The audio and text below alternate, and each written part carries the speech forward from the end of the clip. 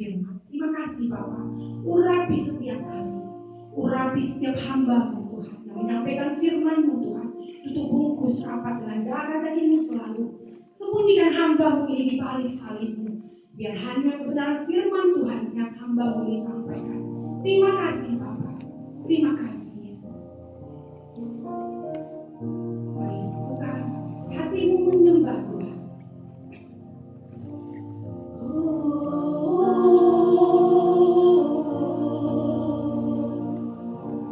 Mari sembah-sembah, mari angkat hatimu, mari angkat hatimu. Haleluya, haleluya, haleluya.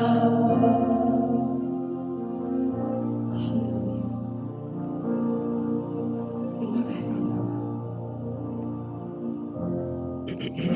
Kerajaan-Mu datanglah, kehendak-Mu jadilah di bumi seperti di surga. Kerajaan-Mu datanglah, kehendak-Mu jadilah di bumi seperti di surga. Muliakanlah Raja segala raja, penguasa di udara diruntuhkan. Biarlah nama Tuhan ditegakkan sekarang, kemuliaan kuasa-Nya atas kita. Kerajaan-Mu datanglah, kehendak-Mu jadilah di bumi seperti di surga. Kerajaan-Mu datanglah, kehendak-Mu jadilah di bumi seperti di surga. Muliakanlah Raja Segala raja, penguasa di udara diruntuhkan. biarlah nama Tuhan Ditegakkan sekarang, kemuliaan kuasa-Nya bagi kita.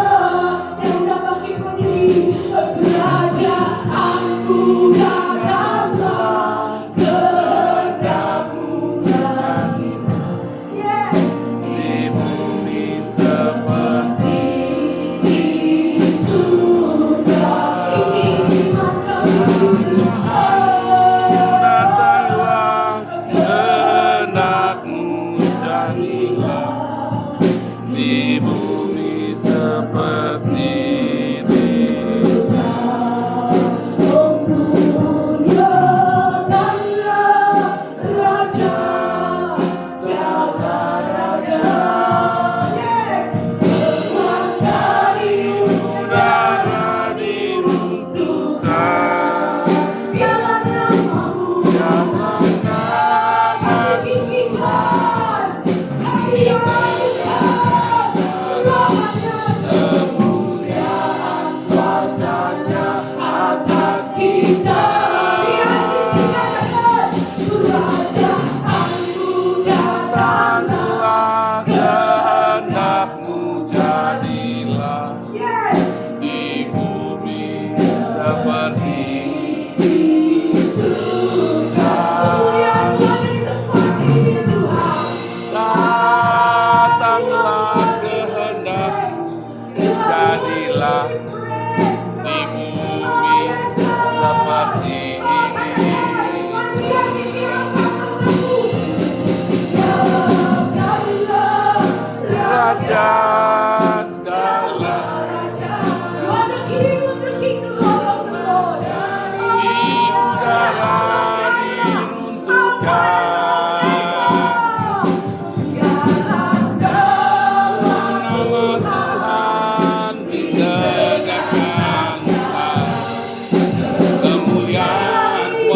kuasanya atas kita. Yes, amin. Datang Tuhan Yesus di bumi seperti ini. Oh, Raja segala raja.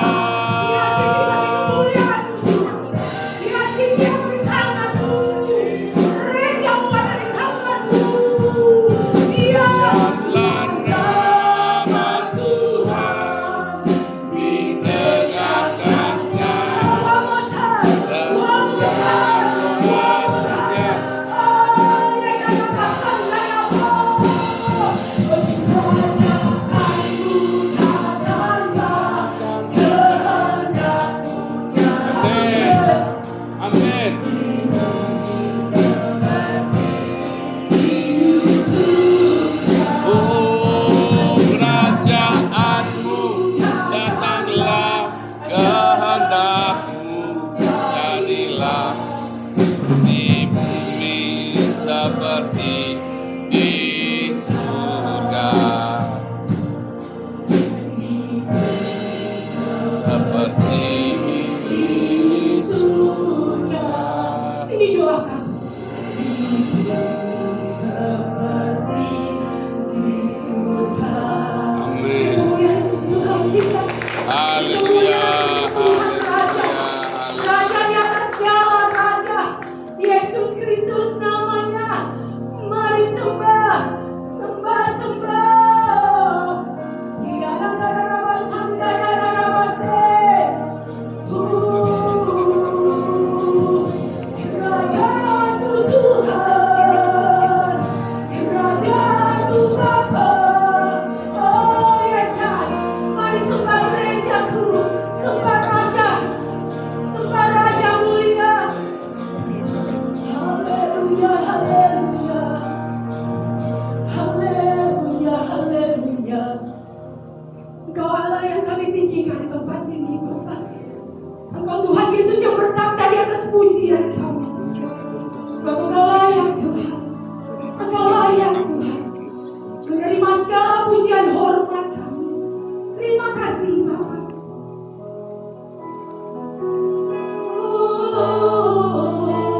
Mari terus dalam hadirat Tuhan.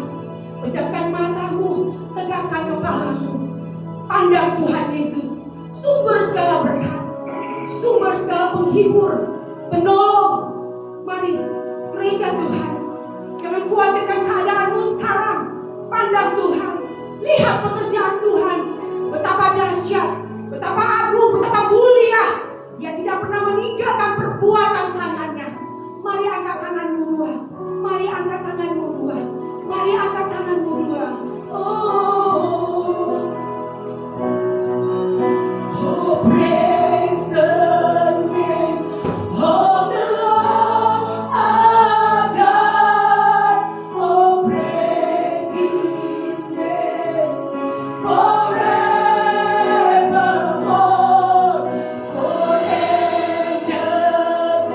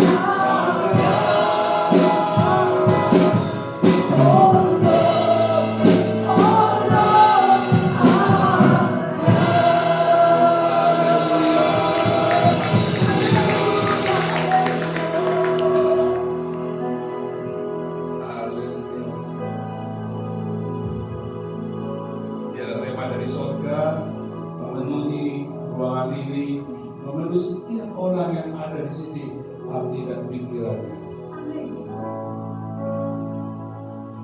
Bila rema dari surga, yang dari Tuhan Yesus saja, yang mengubah hidup kita, memberikan terobosan dalam hidupmu, keluargamu, pernikahanmu, perekonomianmu, kesehatanmu, dan segenap aspek kehidupan. Di dalam nama Tuhan Yesus, amin. Haleluya. Silakan duduk.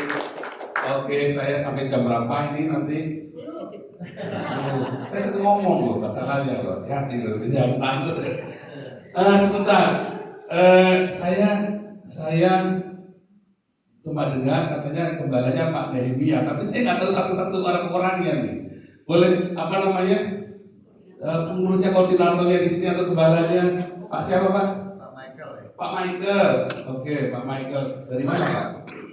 Saya aslinya. Iya, Jakarta. Di Jakarta. Jakarta. Oh Jakarta ya. Oke. Terima kasih Pak Utomo dan semua saudara-saudara yang memberi kesempatan saya untuk sharing. Saya di Fatwa juga sebetulnya. Oke, nama saya Joseph Maulza. Saya kuliah di Haifa University. Saya belajar Israel Jewish Study. Ya, Juli ini, harusnya saya Juli 2 tahun yang lalu sudah ya, dan meneruskan PhD saya. Sekarang saya sudah doktor teologi ya. Cuman saya meneruskan lagi di Haifa untuk ambil PhD saya, cuma gara-gara perang kita mandek. Cuman saya sudah selesai untuk pra doktoral ini. Jadi saya selesaikan master artnya, dan saya belajar hal-hal tentang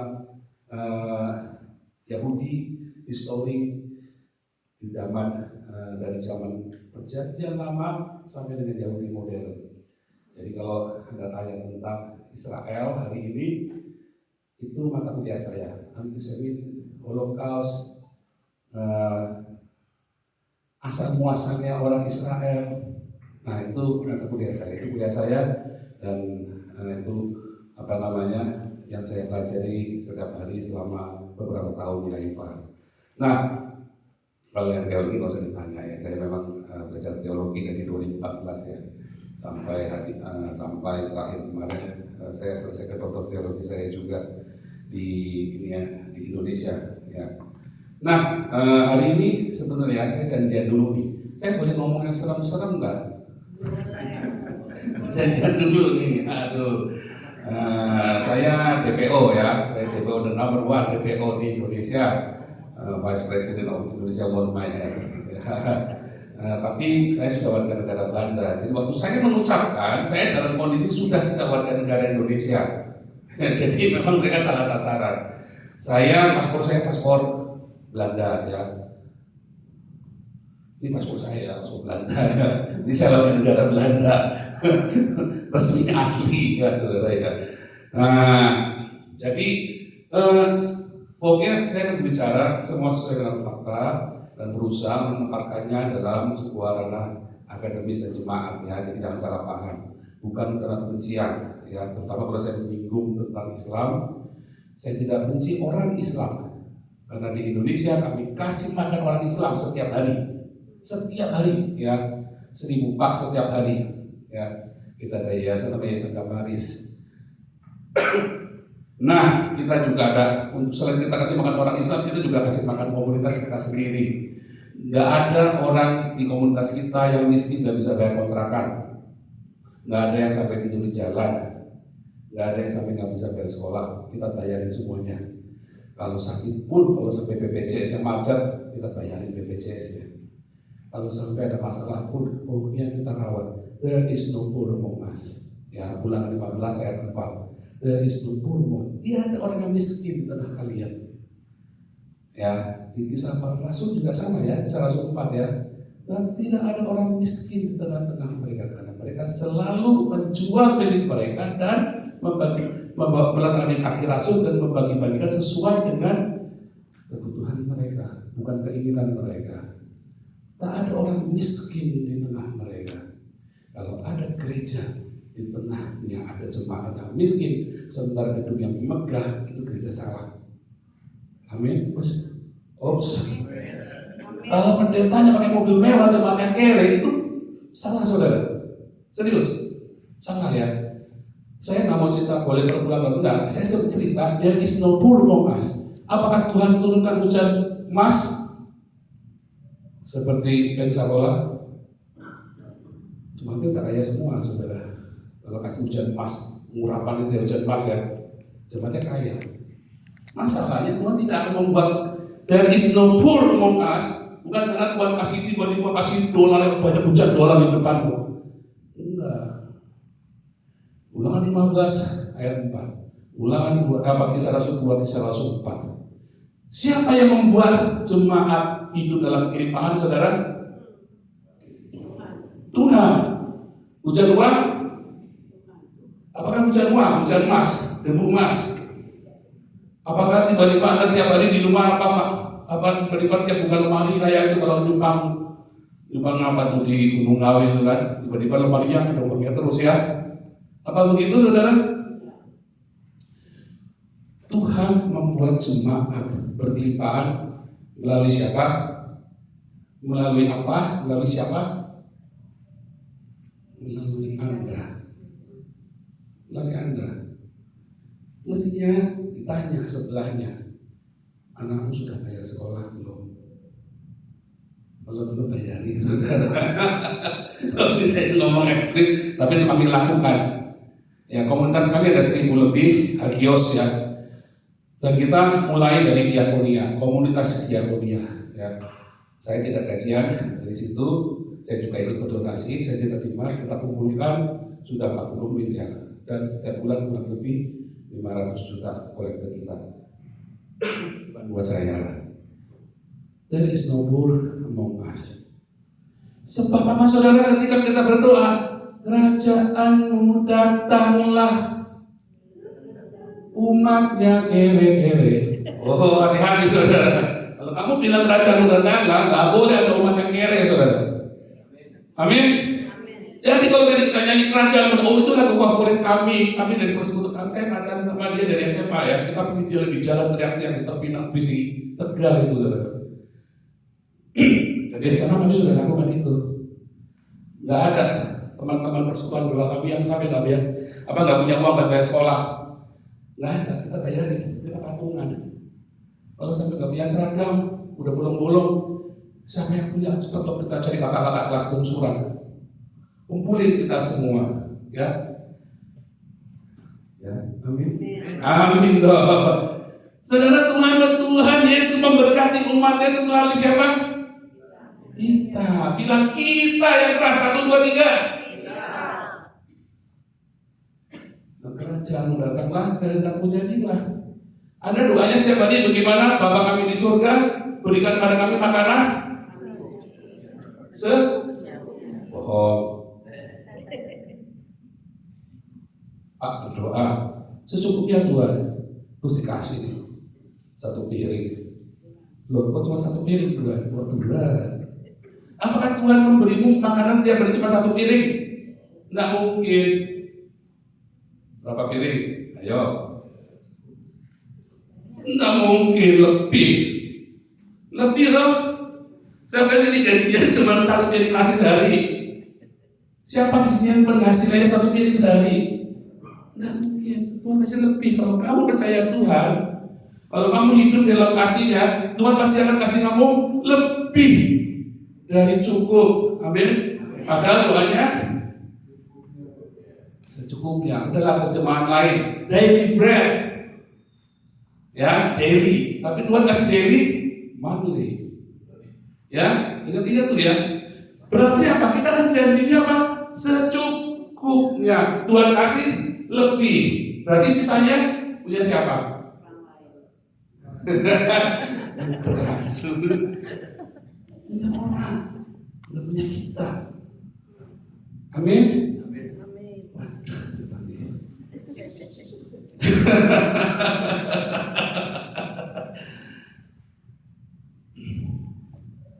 Itulah kerajaan Allah. Dan Tuhan mau kerajaannya ditegakkan di muka bumi ini. Amin. Caranya gimana? Membagi hidupmu. Gak ada cara lain. Karena kerajaan Allah kan. Ya, membagi hidupmu. Itulah kerajaan Allah datang. Ya. Tetapi kalau kamu membagi hidupmu, kerajaan Allah datang. Tapi bagaimana kamu menghadirkan sang Tuhan yang kerajaan itu, sang rajanya?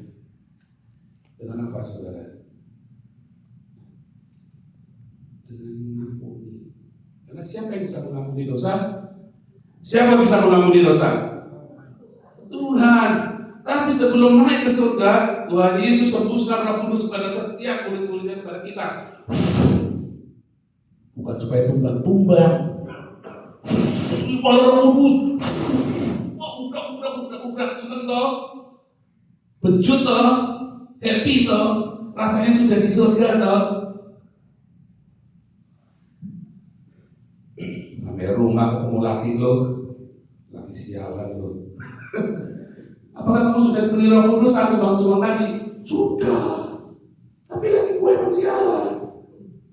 Ya kan? Apakah kamu sudah diberi Roh Kudus tadi? Udah, tapi bini gue memang kurang ajar. Jadi kamu tadi keperluan apa? Kamu harus tanya loh. Jadi Kristen tuh harus belajar bertanya. Ya, ujilah aku. Ujilah segala sesuatu. Selidikilah. Wah, kita belum berat, saudara. Kalau kamu di Al-Quran diajari apa? Tidak boleh nanya. Al-Maidah 101, jangan banyak nanya, nanti hubunganmu diperberat. Di Alkitab kamu disuruh uji, tes. Ya, 1 Tesalonika 5 ayat 21. Ujilah segala sesuatu, peganglah yang baik. Amin. Wah, senang Alkitab kita, nantang loh. Saya seorang apologet Kristen. Ya, saya menjawab semua pertanyaan-pertanyaan tentang iman saya. Nah, saudara, setiap pertanyaan-pertanyaan itu, ya, saya berusaha menjawab sebaik mungkin. Dan semakin saya menjawab, bukan cari jawaban, tapi menjawab. Nggak ngerti saya bilang nggak ngerti. Tapi semakin saya menjawab, saya semakin mendapat peneguhan bahwa firman Tuhan dari Tuhan kita Yesus Kristus mulia dan amin. Amin. Katanya masih utang-utang. Siapa di sini masih suka utang? Berarti kan kamu nggak percaya. Katanya Tuhan akan penuhi kebutuhanmu. Kok masih utang? Ayo. Tapi hari ini saya mau cerita tentang Antikristus. Hari Sabtu kita mau bikin seminar Indonesia di tengah ancaman perang dunia ketiga dan deklarasi Antikristus. Karena Indonesia adalah negara Antikristus terbesar di dunia. Ya, Loh, kok bisa? Saudara tahu antikristus? Saudara, antikristus itu apa, saudara? Antikristus, oh itu Pak, Freemason Pak. Freemason. Anda harus belajar apa yang tertulis di Alkitab. Ya. Antikristus itu apa, saudara? Bagaimana ciri antikristus? 1 Yohanes 2 ayat 19, 20, 21, 22. Bisa tolong tampilkan? Bisa, tadi dikirim? Nggak bisa? Iya, gambar tadi, cuma tinggal dikirim doang. Bisa? Iya.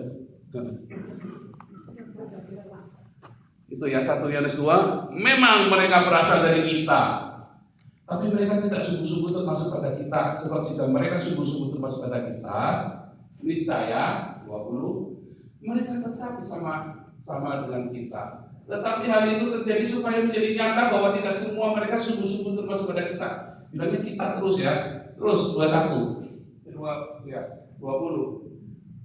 Tetapi kamu telah memperoleh pengurapan dari Yang Kudus, dan dengan demikian kamu semua mengetahuinya. 21.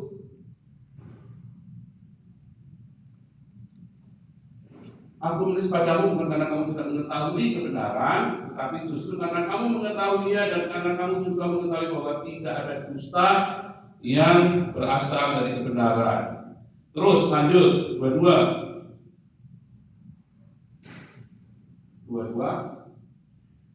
Siapakah pendusta itu? Bukankah dia yang menyangkal bahwa Yesus adalah Kristus? Pada tanya, artinya selesai kalimatnya. Kalimat berikutnya, dia itu siapa, saudara? Antikristus adalah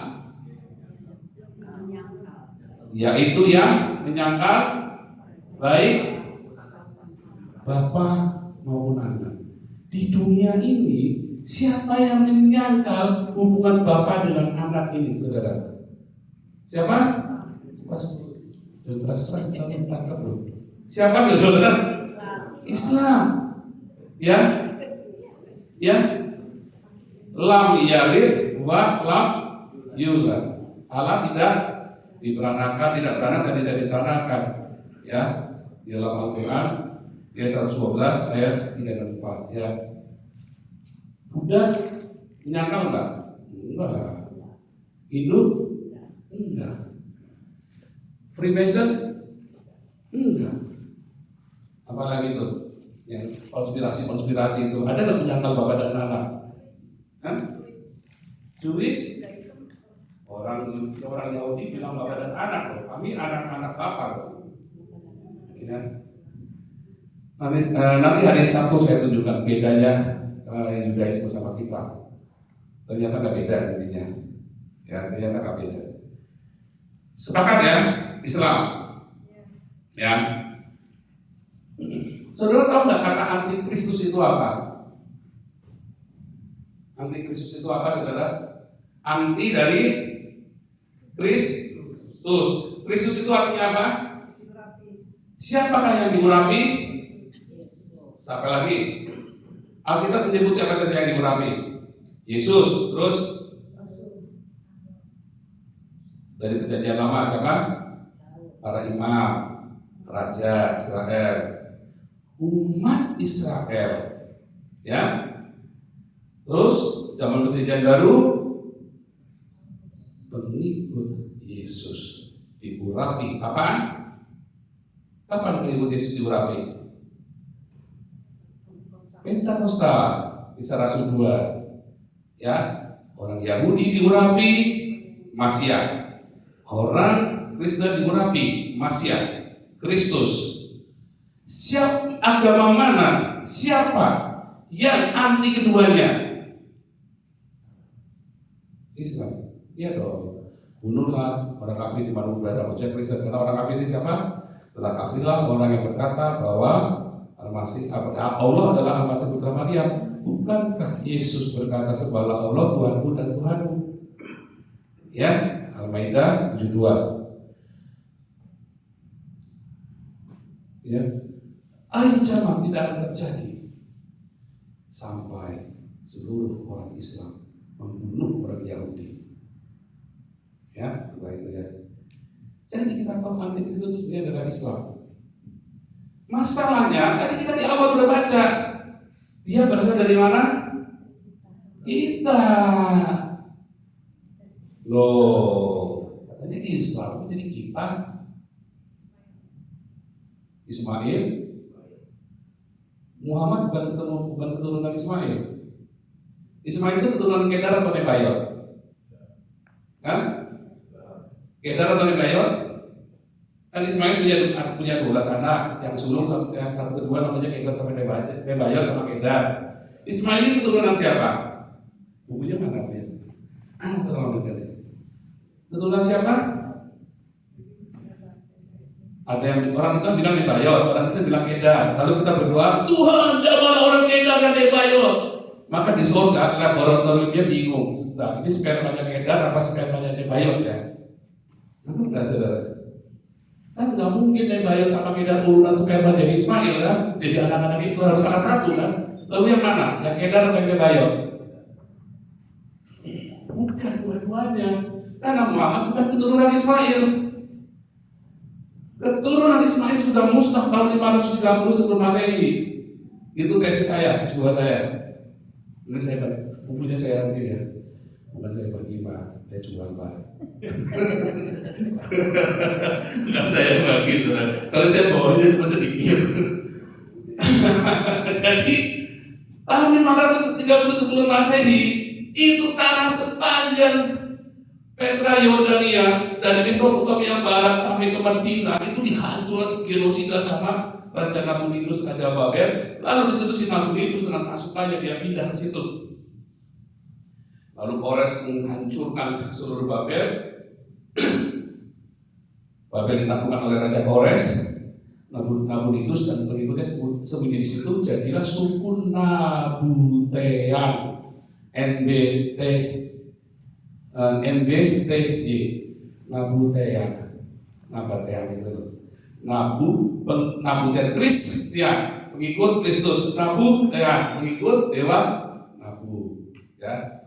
Jadi Muhammad itu turunan dari Babel, Spirit of Babel. Nah, baru dengar kan? Historical.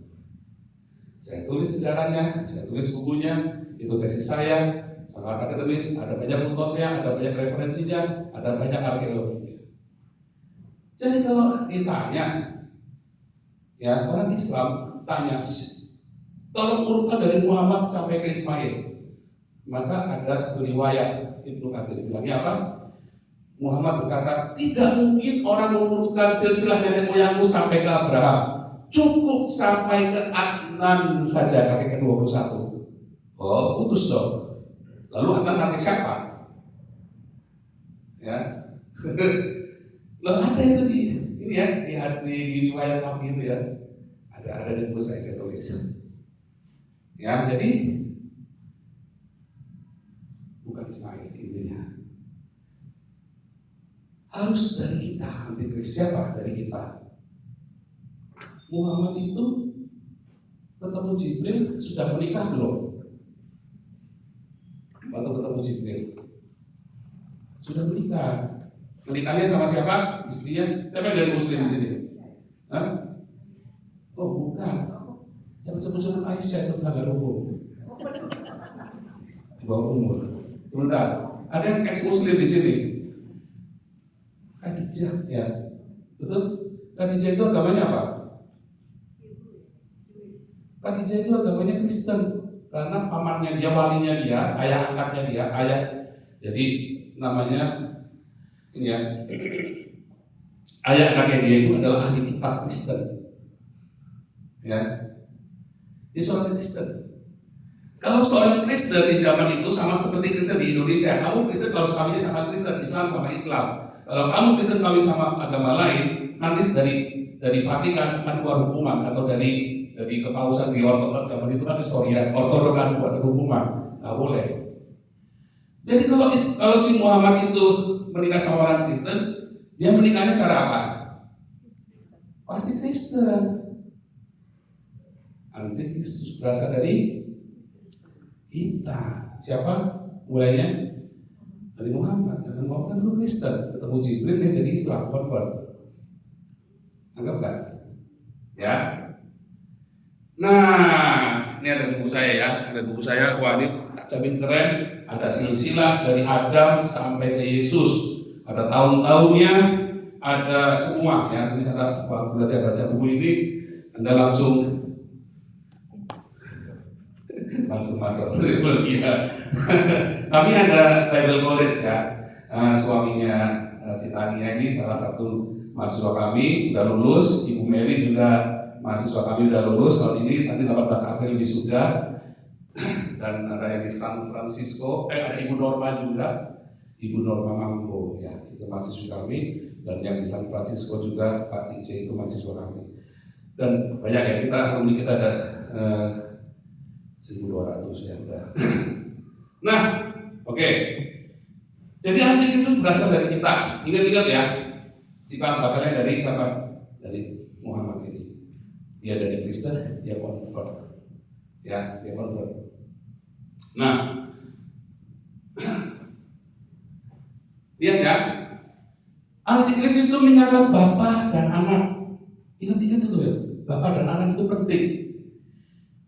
Jadi kalau ada teologi yang mengatakan Yesus punya Tuhan, hati-hati saudara, serius. Ini permasalahan hidup dan mati kita orang Kristen. Kita dianiaya gara-gara kita mengakui satu-satunya Tuhan adalah Yesus. Maka para rasul sampai saya dianiaya. Gara-gara mengakui Yesus Tuhan. Ya, benar nggak? Yesus adalah kurios, master. Ada banyak Allah di muka bumi ini. Batu cincin juga bisa jadi Allah. Betul nggak? Istri kita juga bisa jadi Allah kan? Jangan ulang loh. Wah bingung kita kan? Ampuni istriku. Kita sebelah-sebelah kan? Benar nggak? Istri kita pun bisa jadi Allah kan? Batu cincin, giok, kertas, ciamsi jadi Allah kan? Tapi siapa yang jadi tuanmu? Ya kan? Yesus. Tuhan kita adalah Yesus. Ada banyak Allah di muka bumi ini. Ya, 1 Korintus 8 ayat 6. Kita banyak Alkitab ya ini ya. Saya sudah siapkan semua, tapi saya nggak bisa live gitu ya. Dari ini saya seperti juga ketinggalan tadi. 1 Korintus 8 ayat 6.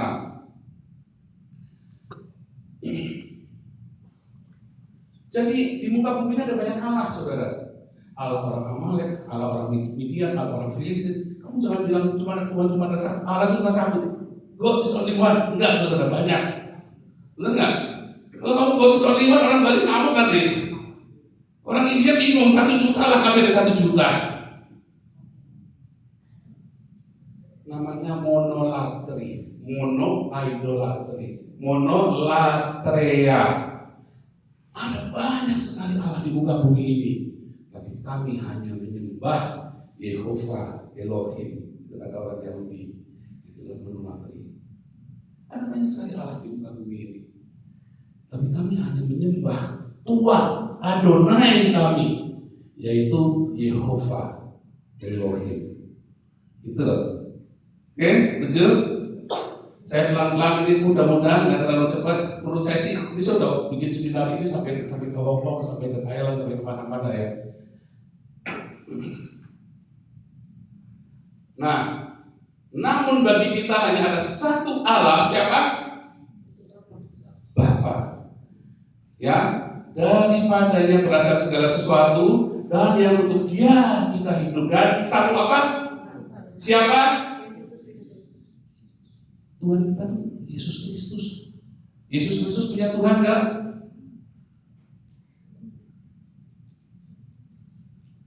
Yesus Kristus punya Tuhan enggak?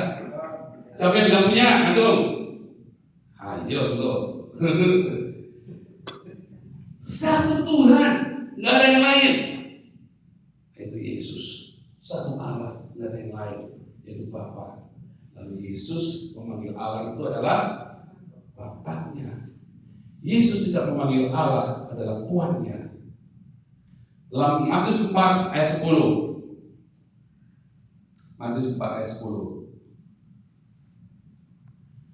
Ketika Yesus di padang gurun dicobai, ya, lalu pencobaan ketika Yesus ngamuk, di setannya dibentak, saudara, si Satana ini. Hipat ye Satana, gageraktai. Kurion tonteon proskunensis. Pergi kamu setan. Sebab ada tertulis engkau harus menyembah Tuhan Allahmu dan hanya kepada Dia sajalah engkau berbakti. Ya. Kurion tonteon proskunensis, proskuneo. Di dalam Alkitab kita, Yesus tidak pernah proskuneo kepada siapapun, bahkan kepada Allah Bapaknya. Kan dia bilang, kamu hanya boleh proskuneo kepada Tuhan Allahmu. Para muridnya proskuneo. Para orang yang disembuhkan Yesus, setan-setan, malaikat proskuneo kepada Yesus. Tapi Yesus tidak pernah proskuneo kepada siapapun. Artinya, siapakah Yesus? Tuhan Allahmu. Ya kan? Itu loh. Banyak pendeta-pendeta nggak pegang ayat ini. Yesus tidak pernah menyembah, karena ada LAI di dalam Matius 27 di Taman Getsemani. Yesus sujud berdoa. Nah, itu terjemahannya salah. Terjemahan yang benar adalah Yesus terjatuh. Karena tulisannya pito. Kalau kamu lagi stres, depresi berat kananmu, jalan aja gak sanggup, jalan mulai jatuh kan? Tapi bukan menyembah. Gak ada di situ proskuneo, gak ada prospito. Perempuan yang pendarahan 12 tahun, ya dia prospito, jatuh di hadapan. Ada kata pros. Tapi Yesus tidak pernah prospito kepada siapapun. Ya, ingat-ingat saudara, ini taruhannya nyawa. Anda tahu ini, dan ketika nanti saat itu tiba, taruhannya nyawamu, saudara. Ya, dari zaman para rasul sampai dengan hari ini, taruhannya nyawa kita. Kamu goyang, selesai kamu. Begitu kamu bilang Yesus punya Tuhan, berarti kan Al-Maidah 72. Bukankah Yesus berkata, sembahlah Allah, Tuhanku dan Tuhanmu. Berarti kamu auto Islam. Untuk menjadi Islam kamu tidak perlu bersyahadat, enggak ada. Untuk jadi Islam kamu harus bersyahadat, enggak ada di Al-Quran. Begitu kamu percaya ajaran Muhammad, kamu sudah jadi Islam. Begitu kamu berkata Yesus punya Tuhan, Al-Maidah 72 di Nabi, kamu jadi Islam. Hati-hati saudara ya, ini taruhannya dengan nyawa kita dari zaman para rasul sampai hari ini. Ya, segala lidah mengaku Yesus Kristus Tuhan. Wow, sepancung. Ya kan? Segala lidah mengaku Yesus Kristus Tuhan. Dibakar hidup-hidup kamu saudara. Taruhannya Tuhan. Jangan goyang ini saudara. Ini doktrin yang paling dasar. Bukan Trinitas, bukan Yohanes banyak lainnya. Saya dari gereja Trinitas. Saya mengajarkan Trinitas. Tetapi ini bukan masalah doktrin, ini doktrin dasar taruhannya kawamu saudara.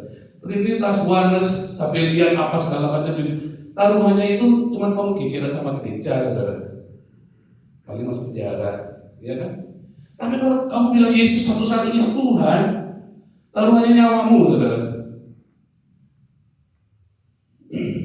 Antikristus datang dari mana?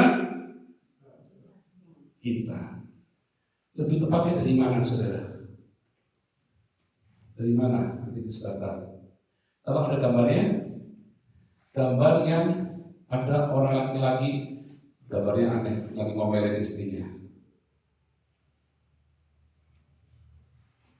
Nah ini saudara, suami istri, ya, kalau suami istri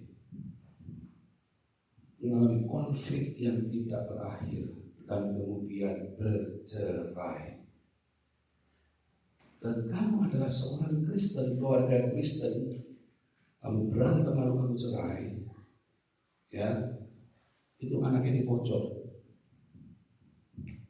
ya, anaknya akan bilang apa saudara? Anaknya berdoa nggak waktu kamu bertengkar itu?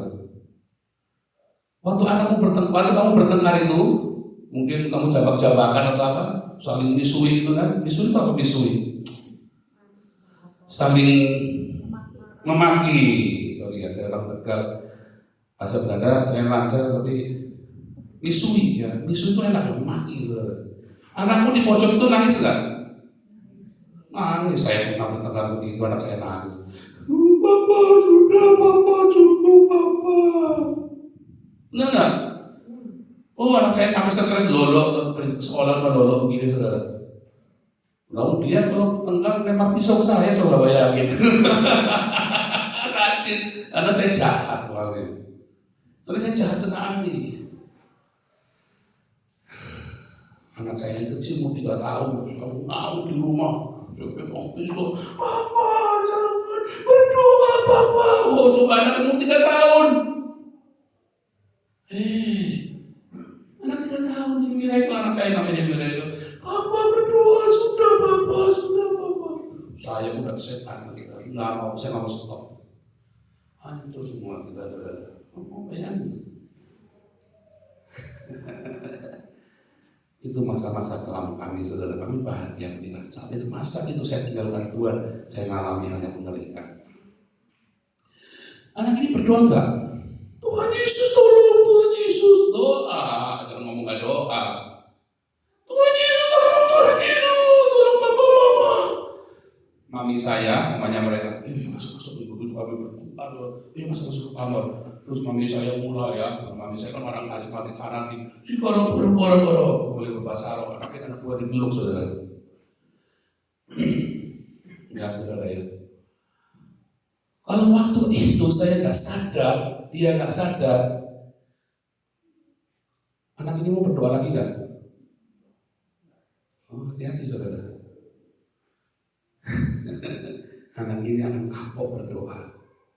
Suatu hari dia mungkin tetap sekolah minggu, dia mungkin tetap ke gereja, tapi dalam alam bawah sadarnya dia merekam Tuhan tidak menjawab doa. Nyatanya papi mamiku tetap cerai. Nyatanya papi mamiku tetap saling menyakiti. Bahkan sampai hari ini gak omongan. Bahkan kalau saya lagi sama papi, dia ngomongin jangan mamimu jahat. Lagi di sana, papimu jahat. Serem gak? Suatu hari anak ini besar. Nah, berdoa yuk. Gak mau. Kenapa nak? Tuhan kan gak menjawab doa. Loh jangan gitu nak. Ya buktinya papa mama tetap cerai.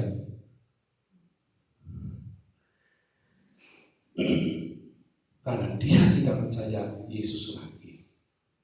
Jadi apa saudara? Anti Kristus. Anti Kristus datangnya dari mana? Kita. Keluarga yang tidak solid, kamu akan menghasilkan anak-anak yang jadi anti Kristus. Roh anti Kristus, spirit of, dia belum jadi anti Kristus, belum, tapi dia punya spirit itu. Serem ya.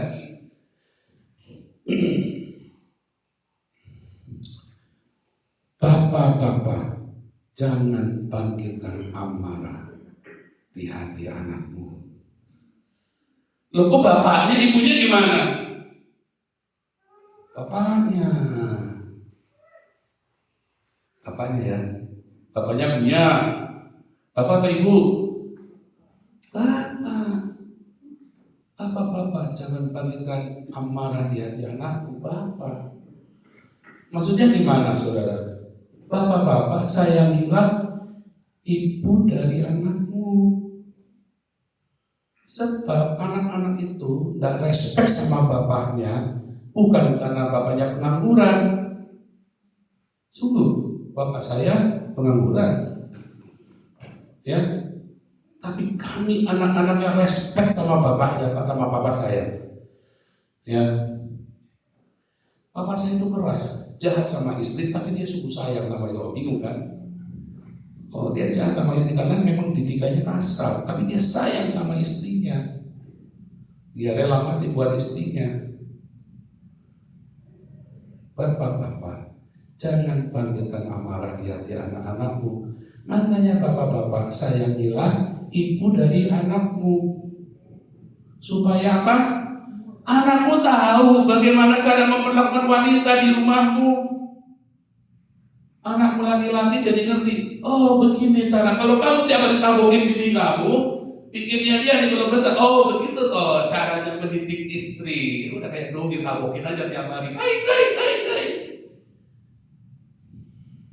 Anak-anak yang perempuan tahu bagaimana dia harus diperlakukan oleh suaminya dengan layak. Betul? Hati-hati bapak-bapak, kuncinya sama bapak. Kalau kamu suami istri cerai, jangan kamu salin orang lain. Salin siapa? Bapak. Tapi suami istri saya selingkuh, gak urusan. Bapak, oh, gak urusan. Saya dulu nyalain dia tuh macam-macam, apa kesalahan dia. Sekarang saya bilang itu salahku. Saya datang sama anak saya. Setelah kami berdamai, saya sudah siap ambil dosa sama anak saya. Wisely, miracle, anak-anakku, papa yang salah. Ceritanya begini, supaya dia tahu ini salah, harus ngomong. Siapa yang salah? Papa. Setan dong, masa bawa sih? Siapa yang salah? Siapa? Siapa yang bilang salah setan? Lawan setan. Oh, bukan salah setan.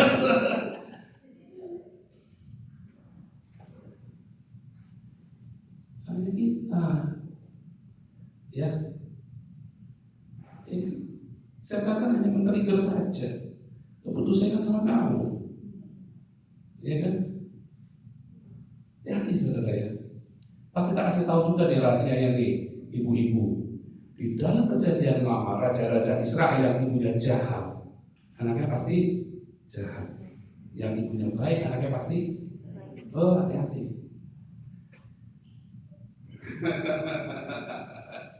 Lo hati-hati. Karena yang pegang Torah. Nah ini kalau di Hafiz Bible College ini kelasnya master itu. Belum telat kan? Kelasnya master. Namanya mother and daughter. Pufa sama Siva yang saya ajarkan. Torah itu adalah ibu. Jadi ibu juga bilang Torah. Ya, hai anak-anak, dengarkanlah Torah ibumu. Oh, lihat itu saudara. Ibu itu yang punya Torah. Ya. Next gambarnya yang anak kecil yang ngelamun. Anak itu akhirnya menutup diri. Dia bertanya, Tuhan, masihkah kau menjawab doa? Tiap hari dia bergumul. Dan anak itu insecure. Dia berdoa. Kenapa? Karena apa? Karena tiap hari sekolah minggu di gereja tiap hari dia berdoa. Kalau nggak berdoa takut dibilang anak nakal, takut dibilang anak berbakti. Akhirnya dia jadi orang yang munafik. Dia tidak percaya, tapi dia terpaksa di suatu hari dia keluar dari komunitas ini, dia pergi mungkin ke jauh di sana. Wah, kayak kuda lepas kandang dia, brutal dia langsung. Karena yang menjadi Tuhan bukan Tuhan Yesus, yang menjadi Tuhan adalah kalian yang ngawasi dia. Anak Tuhan tidak boleh nakal, anak Tuhan tidak boleh cengeng, anak Tuhan tidak boleh bohong. Begitu dia pergi ke Sydney, wah brutal dia. Jangankan bohong, ngebom, ya kan? Ngebom tahu? Ngebom, jangan bohong, brutal dia. Antikristus datang dari mana? Hati-hati loh saudara. Dari rumah kita lah yang memberikan spirit itu pada anak-anak kita. Saudara, suamimu kurang ajar, istrimu ya bawa sial. Tapi kamu ingat ya, kalau kalian berdua tidak mau disalib, siapa yang disalib? Tuhan, sudah selesai 2000 tahun yang lalu. 2000 tahun lagi disalib lagi buat kita, jangan dong, kasihan. Masa Tuhan Yesus sudah datang lagi disalib lagi? Kalau suami, istri, papa, mama tidak mau disalib, yang disalib anak-anakmu. Kalau papa, mama tidak mau disalib, anak kita yang disalib. Lalu saya bilang sama dia, ya kalau kita harus bercerai, kita cerai baik-baik yuk. Kita doa puasa. Kan kita lahir baru. Loh, kamu udah lahir baru loh. Mau kita pergi jalan di jalan militan sekali, kita ngeri sekali loh penginjilan kita radikal. Saya puasa, dia nggak mau. Saya jahat kok, apa puasa dulu meang. Dia bilang, nggak mau dia, saya puasa 4 bulan, saya jalan dulu puasa. Terus dia lihat saya puasa, mungkin kasihan kali ya. Dia ikut temenin puasa. Soal ngomel-ngomel, berantem tuh. Setahun kami puasa. 24 jam makan sekali, makannya cuma nasi putih sama makan makanan sayur aja. Sungguh, saudara, 1 tahun. Apa yang terjadi, saudara? Setelah puasa setahun, kami bangkrut. Percaya nggak, saudara? Kamu pikir kamu puasa terus kamu jadi hebat, menjadi sakti, menjadi satu berguna kayak dukun. 1 tahun setelah kami puasa, kami bangkrut, bisnis kami hancur semuanya. Gara-gara bisnis itu hancur, kami berdoa jadi setiap hari, jadi selalu berdoa sama-sama, kita pegangan tangan sama-sama, berdoa sama-sama, putus asa sama-sama. Ya sudahlah, jangan kamu pikir bangkrut itu jelek, saudara. Bangkrut itu baik. Lalu saya bilang ya Tuhan suruh saya firman, kita disuruh jual semuanya ini, terus kita suruh bagikan ke orang miskin. Dia diam, nggak bilang enggak. Terus saya bilang sama anak-anak, gimana anak-anakku? Tapi papa mama jangan berantem lagi ya. Enggak, janji enggak berantem. Terus saya tanya sama dia, nggak apa-apa, kita tidur di lantai. Kita dulu juga mulai dari nol, kita bahagia kok. Mulai kita melantai, sudah pelayanan, nggak punya uang, nggak pernah saya minta donasi dari siapapun. Kita penginjilan di jalan lagi sama-sama. Back tuh zaman dulu, masa kita cinta SMA, penginjilan di jalan, kita di situ lah kita mulai.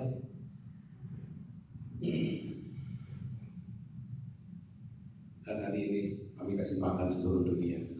Di Belanda kita kasih makan, di Den Haag kita kasih makan seminggu 2 kali, di Indonesia kita kasih makan. Saya miskin tapi memperkaya banyak orang. Siapa di sini yang kaya tapi memiskinkan banyak orang? Hati-hati saudara, pendeta dikit-dikit kita mau bangun gereja, mau beli duit, wah cuma bayar kontrakan. Saudara, saya miskin, rumahnya masih kontrak. Saya bayar rumah saya itu 750 euro, dapat subsidi 450, saya cuma bayar 300 sebulan di Eropa. Hidup kami sangat sederhana. Saya sofa beli bekas. Semua di rumah kami bekas, semua, nggak ada yang baru. Cuma alat elektronik saja baru. Laptop saya bekas semua, kecuali 1 baru kan dibelikan jemaat. Tapi laptop saya bekas, 3 laptop bekas ini menghasilkan 500 juta setiap bulan untuk dibagikan kepada orang-orang miskin. Amin dong, yang keras.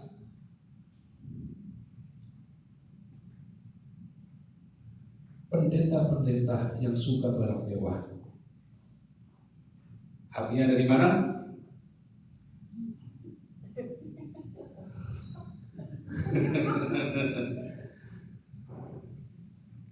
Di mana hartamu berada? Kalau hartamu ada di bank, maka hatimu ada di. Kalau hartamu ada di rumah, hatimu ada di. Kalau hartamu ada di emas, deposito, perusahaan investasi, hatimu ada di situ. Begitu saham turun, hatimu ikut, ya. Saya pernah pakai PNB baru, saudara, 29 tahun.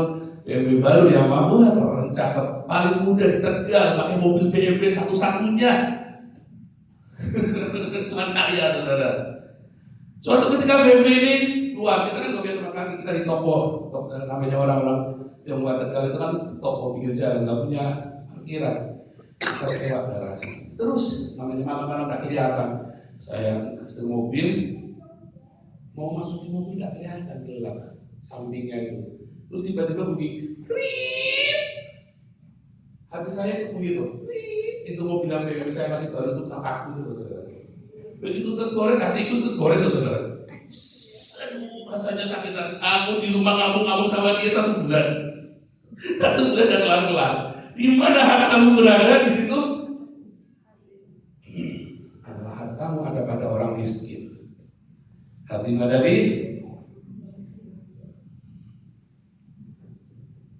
barang siapa menolong orang miskin, kamu sedang menghutangi Tuhan. Kalau hartamu kamu berikan kepada orang miskin, maka hatimu ada di mana? Di surga. Oh, haleluya, tepuk tangan dong. Ini kata tepuk tangan ketahuan nih, hartanya banyak nih di bank nih. Ayo ngaku.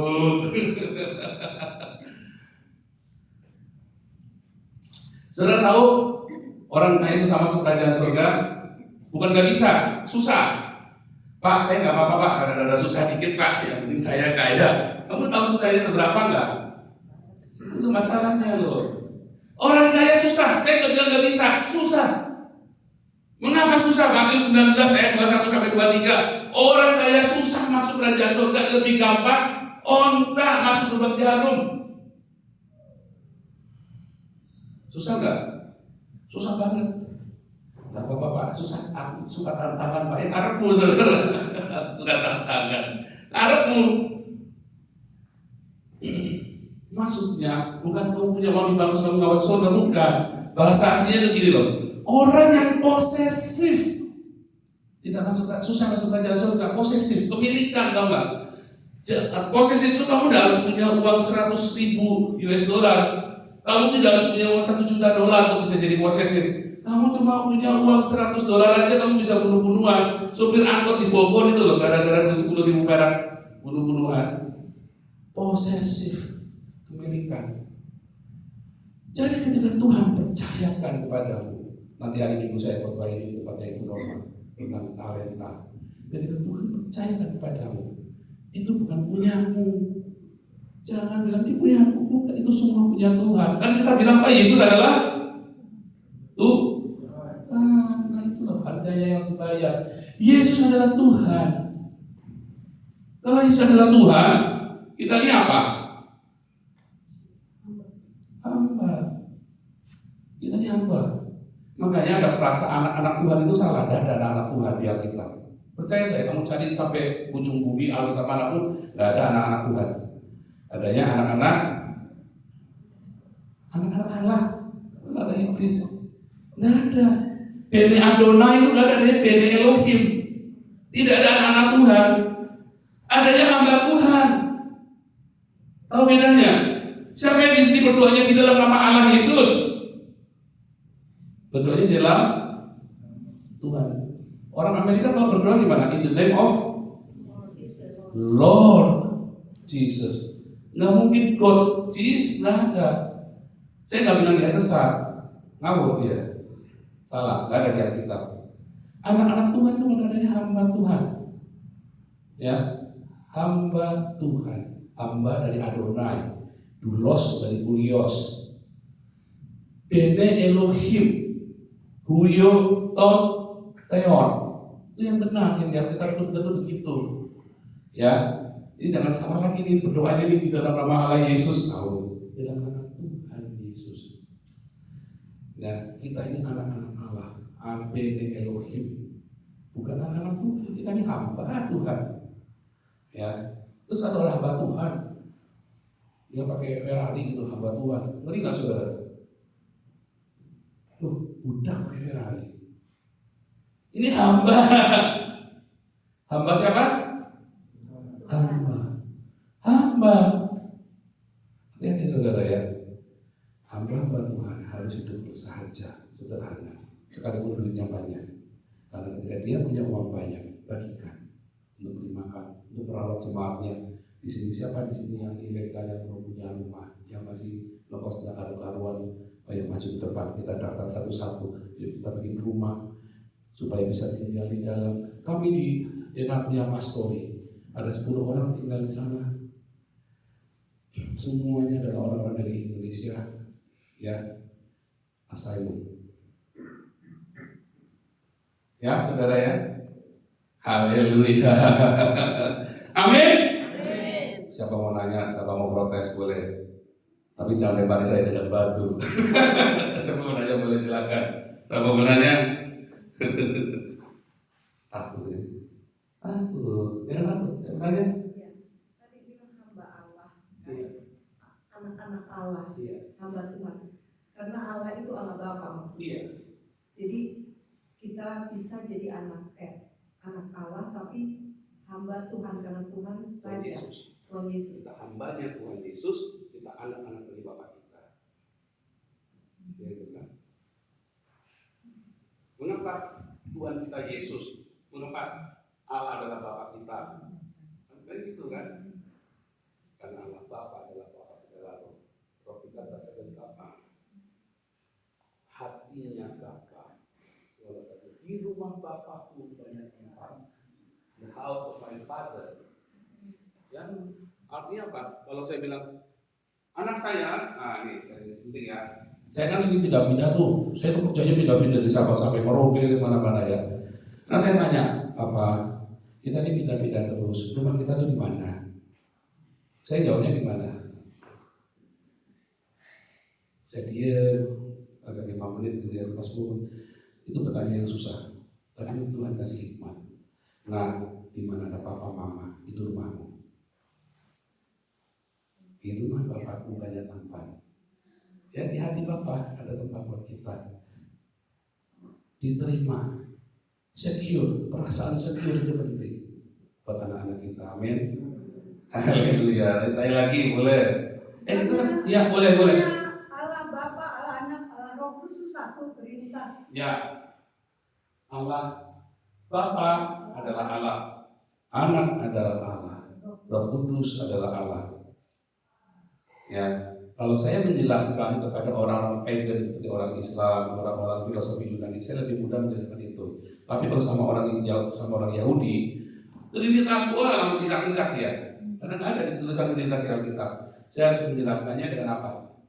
Bapa dan Anak dan Roh Kudus, jangan sebut kata Trinitas sama sekali. Karena di Alkitab perjanjian lama ada Bapa, ada Anak, dan ada Roh Sang Bapa. Itu kita tetap dan itu adalah Allah, nggak bisa dipisah. Ya, ketika Kejadian 18 ayat 1 sampai Kejadian 19 itu 2 pasal. Ada 3 orang datang kepada Abraham, ya. Lalu singkat cerita, yang 2 pergi ke Sodom dan Gomora, disebut malaikat, ya. Lalu yang 1 itu disuruh apa? Lalu Yehova berdiri di hadapan Abraham. Loh, berdiri loh, bukan dengan muka. Artinya apa? Yang itu sama Abraham. Orang kan, ada 3 orang ketemu. Nah itu adalah, kalau dalam bahasa ininya adalah namanya antropomorfik, bentuk manusia dari Sang Elohim. Orang Yahudi percaya itu.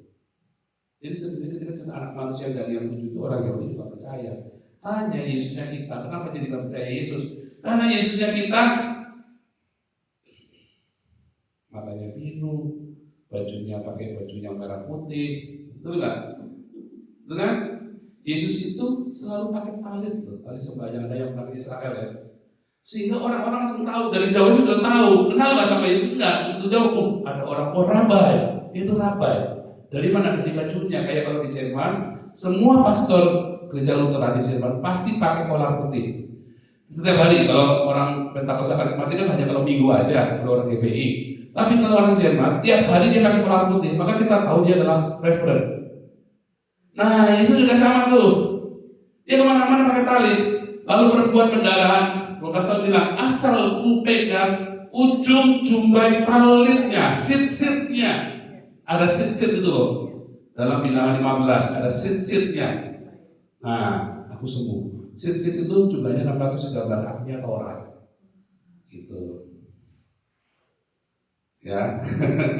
Ada lagi pertanyaan. Yang susah dong tanyanya. Jadi Pak, Ya. itu orang Israel nggak percaya Tuhan dong. Kalau Saya? orang KPRI percaya Tuhan. Tuhan yang mana nih? Iya Tuhan Yesus. Orang Israel percaya kepada Tapi kan Yehova. perjanjian lama kan mereka. Orang Israel percaya kepada Yehova.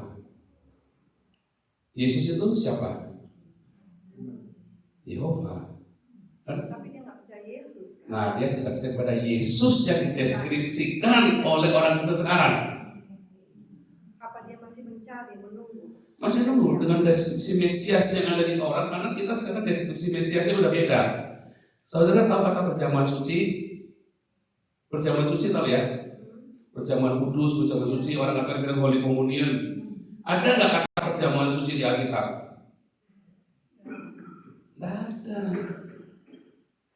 Tidak ada kata perjamuan suci di Alkitab. Perjamuan kudus, Holy Communion, terus ada merayakannya dengan roti kecil sama anggur kecil. Apakah Alkitab itu caranya melakukannya? Enggak. Ketika mereka perjamuan Tuhan, perjamuan Paskah, perjamuan malam, mereka benar-benar duduk makan malam loh. Makanya kami di Agios, kita setiap hari kita perjamuan Tuhan setiap hari Sabtu. Kita duduk makan benar-benar. Kita benar-benar kasih makan orang-orang homeless kan. Kami jemaatnya ada sekitar 40 sampai 60 orang. Itu orang homeless. 70% itu orang-orang gelandangan di Belanda. Itu perjamuan Tuhan. Jadi ketika kami di Damaris di Tribun Pagi, kita kasih kontrakan rumah, dan yang berkekurangan di antara mereka selalu memecah roti di rumah masing-masing. Itulah perjamuan Tuhan. Inilah tubuhku, ya kan? Dagingku adalah benar-benar makanan, ya kan? Darahku adalah benar-benar minuman. Dagingnya Yesus gitu. Inilah tubuhku yang terpecah bagi semua orang. Kita berbagi hidup. Ya, barang siapa minum darahku, dia sedang memberitakan kematian Tuhan. Arti apa? Diakonia dan marturia. Lalu kita ada koinonia, yaitu gini koinonia nih. Koinonia, diakonia, marturia itu 3 pilar gereja. Ya, satu kurang kamu bukan gereja, harus 3-3-nya. Gereja yang tidak kamu cuma hanya koinonia kumpul, kamu paguyuban. Tapi kalau kamu cuma kasih makan, kamu yayasan sosial. Harus 3, marturia, diakonia, dan koinonia harus 3. Ya. Lagi, ada lagi tanya? Ya, Ibu. Tuhan Yesus naik ke surga duduk di sebelah kanan Allah. Maksudnya itu apa? Nah, itu dia nih. Allah itu kan Gadol Elohim, ya kan? Allah Maha Besar. Kalau Allah Maha Besar, adakah ruangan yang bisa menampung Elohim ini? Ada nggak? Ada Maha Besar. Kalau ada ruangan yang bisa menampung dia, berarti dia nggak Maha Besar, kan ada lagi yang lebih besar kan? Gitu kan? Nah, ini saya ada di sini. Nah, ini anak saya sudah sini. Maka Yesus berdiri di sebelah kanan Bapa. Betul? Berarti kan kalau kita berpikir ini kanan dengan kiri atas bawah, berarti kan ada ruangan lagi kan? Artinya apa? Allah tidak Maha Besar. Sehingga kita mengerti ternyata kanan dengan kiri itu sebenarnya adalah sebuah metafora. Ya, sebuah bahasa kias, eufemisme. Kalau orang Yahudi kalau bilang kanan, artinya apa saudara? Terus apa lagi? Otoritas. Ya, bilang kanan itu otoritas, kekuatan, tapi otoritas maksudnya. Ya. Itu ya. Makanya tidak dikata sebelah kiri kan? Sebelah kanan kan? Otoritas. Kepadaku telah diberikan kuasa di bumi dan di surga. Ya kan? Itu adalah otoritas. Jadi bukan ada ruangannya, ada. Gitu ya. Oke? Lanjut. Ada lagi? Pak, Ya. ada pengajaran yang bilang kalau sampai bangsa Israel percaya Yesus kiamat. Bukan kiamat, bukan. Kalau orang Yahudi percaya kepada Yesus, artinya Tuhan Yesus datang.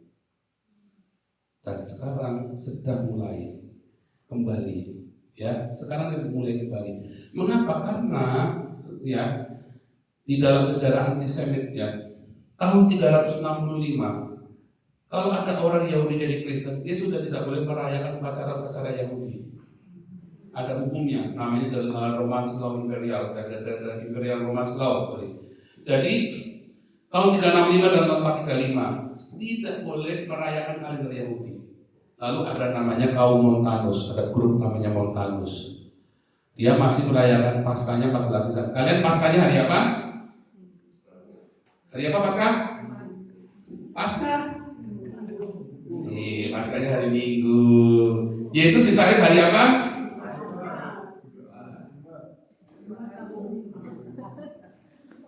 Yesus disalib pada hari Paskah. Baca deh kembali di Alkitab. Pada malam Paskah, ya kan? Waktu Yesus digantung disalib, dikatakan karena Sabat itu adalah Sabat yang besar, itu Paskah. 3 hari 3 malam kemudian Yesus bangkit. Yesus itu disalib hari Rabu, karena Yesus bangkit hari pertama minggu itu. Dan hari pertama minggu itu bukan jam 6 pagi, hari Sabtu jam 6 sore. Ini hari apa? Selasa. Jadi kalau bilang hari, kalau sekarang itu namanya bukan Selasa, ini namanya hari Rabu. Sekarang ini bagi orang Yahudi kita hari Rabu namanya, mulai jam sore tadi. Jadi Yesus bangkit itu hari Sabtu sore.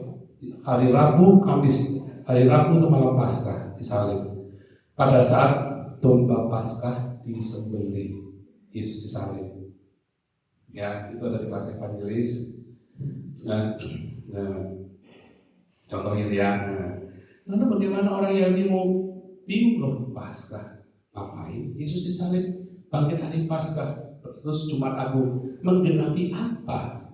Kan Yesus harus menggenapi 3 hari raya Mesias itu, Paskah, Pentakos, dan Safot, ya kan? Dan Paskah, Safot itu Paskah, Sukot, dan Pentakos, Safot. Hari raya Paskah, hari raya domba disembelih, dan hari raya Pentakosta ketika orang turun, dan hari raya Sukot ketika hari raya Pondok Daun, ya tanggal 15 Tisri. Yesus lahir tanggal 15 Tisri, disalib tanggal 14 Nisan, kemudian Roh Kudus turun di tanggal 7 bulan Sivan. Itu. Oh itu ada semua yang kita saya ngomong tadi ya, hanya dijelaskan. Saya masalahnya nggak bisa connect. Oke, ada lagi? Ya, siapa? Iya, Bu. Saya mau tanya, apakah surga ada tahap-tahapnya? Surga itu ada di mana? Surga itu ada di mana, saudara?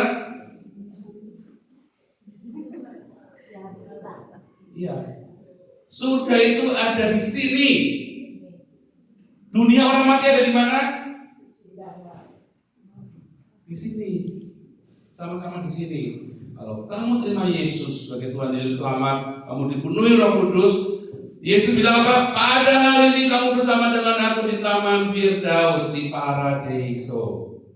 Surga itu di sini. Makanya orang indigo, anak-anak indigo, dia bisa melihat orang-orang yang sudah meninggal di dunia orang mati. Karena ada di mana? Ada di sini. Bukan 3 dimensi. Surga kapan terjadinya? Kapan Anda masuk surga? Kapan Anda masuk surga? Siapa yang meninggal mau kemana? Siapa yang mau masuk surga nunggu meninggal dulu? Hari ini kamu ada di surga bisa.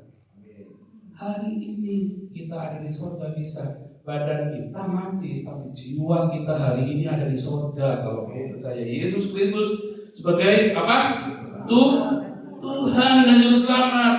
Nggak boleh punya Tuhan Yesusnya. Artinya kamu hanya satu-satunya tergantung sama Yesus loh. Hartamu punya Tuhan, jiwamu, suamimu, istrimu punya Tuhan. Amin. Hari ini kamu ada di surga. Badanmu boleh menderita, jiwamu, kita di surga. Terus kemudian Waktu kita mati ya udah cuma tinggalin badan ini aja, karena jiwa kita sudah di surga. Tapi orang-orang yang tidak percaya Yesus tinggalnya di mana? Jiwanya di Hades, dunia orang mati. Makanya kita bolak-balik dari nguyuh gentayangan setan apa orang betul kan? Siapa di sini yang sudah lihat setan? Masih sering lihat setan? Ayo, ayo lo. Banyak pendeta dan berdoa sahabat suka lihat setan ya. Ada nggak para rasul melihat setan? Ada nggak para nabi lihat setan? Ada nggak? Nggak ada. Jadi kalau para pendeta berdoa sahabat suka lihat setan, jangan-jangan dia lagi di Hades tinggalnya loh. Saya tiap hari lihat malaikat. Para nabi tiap hari lihat malaikat. Rasul Paulus, Rasul Petrus tiap hari lihat malaikat. Kalau kamu lihat setan, ada yang salah dengan Kristenmu.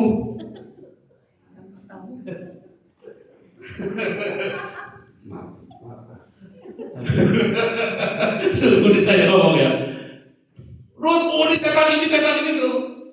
Maaf sudah ada pendeta sebut nama satu setan dia bisa hafal. Sebut nama keponakannya nggak hafal dia. Enggak, ayo. Racun itu apa? Nah, masalahnya di Alkitab tuh kata racun tuh nggak ada. Ada di Alkitab bahasa Latin King James. Bukan masalah percaya nggak percaya. Masalahnya siap apa enggak? Bagaimana cara menyiapkannya? Nanti hari Sabtu saya bicara itu di rumah di tempat Pak Utomo ya Pak. Hari Sabtu itu ya Pak.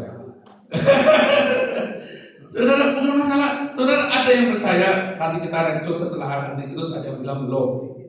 Saya nggak mau ngasih itu. Sekarang masalahnya siap apa enggak? Apapun harus siap. Itu kan cuma tafsiran semua. Ya kan pengangkat itu kan semua tafsiran. Tidak kata bunyinya ayatnya 1 Korintus 15 ayat 52 bisa tolong tampilkan yang sebenarnya ya di 1 Korintus 15 ayat 52 tolong tampilkan. Kapan tulisan rapture itu terjadi? Saudara tahu nggak? Kapan itu terjadi? Tandanya apa? Iya, sangkakala yang apa? 1 Korintus 15 ayat 52. Sangkakala apa? Sangkakala yang keberapa? Ini pertanyaannya, kan ada 7 sangkakala. Yang keberapa? Berarti keberapa itu? Terakhir. Mana 1 Korintus 15 ayat 52? Saat sangkakala terakhir dibunyikan, artinya itu sudah zaman antikris tuh. Baru ada sangkakala ke-7 tuh. Ayo loh, itu ada tuh saya lihat kitab 1 Korintus 15 ayat 52. Zaman antikris itu post tribulation, lewat ya. Sekarang di gereja diajarin apa itu pegang dulu. Nanti bingung karena saya kalau menjelaskan ini harus beberapa sesi, nanti kalian malah bingung. Pokoknya harus siap. Bahasa ya dulu ya, tapi saya kasih pesan ya supaya Anda deg-degan. Sama-sama 1, 2, 3. Oh, sudah 51, mungkin 51 dulu ya, bingung kan? 51. Nah, itu kan udah kelihatan akhir terakhirnya kan. Mulai 51. Nah, 1, 2, 3. Sesungguhnya aku menyatakan kepadamu suatu rahasia.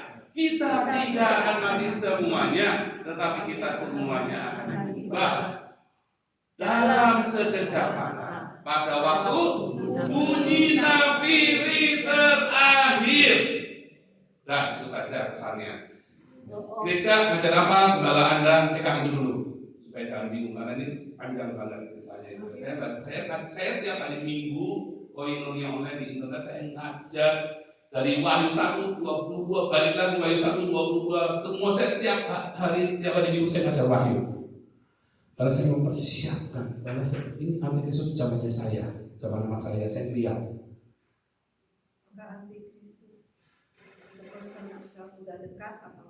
Siapa antikristus? Bukan. Siapa? Siapa antikristus? Yang anti bapak dan anti anak, anti orang yang diurapi, Islam. Hari ini Islam udah tiara. Di seluruh dunia Islam tiara. 10 tahun lagi dipimpin bangkit. Itu nanti hari Sabtu. Hari Sabtu nanti saya cerita itu. Islam akan bangkit. Sekarang tiara, percaya saya, dunia akan aman. Dalam 10 tahun ini, 5 sampai 10 sampai 15 tahun, dunia akan aman, damai, tenang, begitu enak untuk ditinggali dunia, kecuali Indonesia. Hari Sabtu ya, hari Sabtu datang ya. Boleh ya Pak Minta ya, Sabtu ya. Tetapi karena saking tenangnya, saking damainya, saking makmurnya, lalu gimana? Lupa.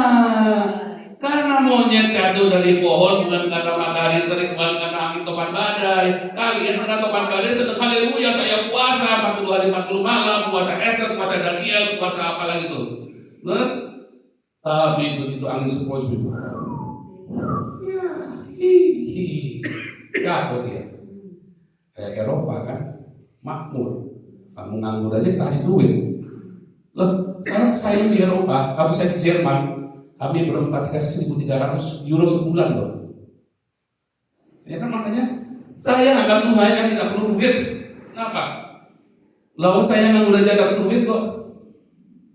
Serius saudara. Kecuali saya serakah, ampuni saya Tuhan. Tapi kalau buat makan, saya sudah lebih dari cukup. Itu menangnya saya daripada hamba Tuhan di Indonesia. Saya nggak perlu gerak uang. Tinggal saya jujur apa enggak, udah itu aja. Kalau mau cukup makan, anak saya nggak punya, anak cek rekening saya di nol, nggak ada duitnya. Tapi anak saya sekolah di Belanda semua. Master satunya, yang satunya menjadi dokter. Gratis, nggak bayar. Diberkati nggak saya? Kan nggak perlu pakai duit kan? Kamu pikir anak saya sekolah pakai duit? Enggak. Kemarin istri saya sakit, ya, situs segala macam, nggak bayar. Ya, kami semua di rumah semua tinggal apa? Hiduplah sederhana, menyembahkan diri dengan apa yang ada. Amin. Tuhan Yesus memberkati. Haleluya. Silakan. Satu lagu ya. Ada yang bisa main keyboard?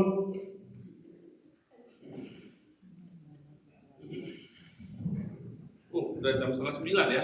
Tepat ya. Yang main keyboard siapa ya? Oh. Malam Pak. Ya. Nah.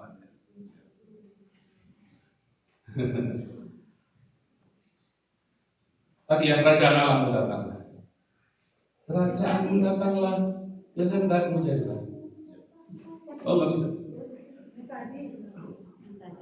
Ya, langsung aja. Jadi lagu itu ya sekali ya, terus ditutup aja.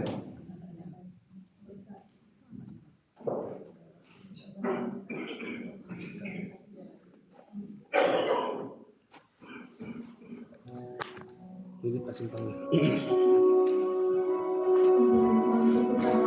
Saya undang untuk memberikan persembahan. Mari kita berikan kepala kita satukan diri kita di dalam doa. Terima kasih Tuhan.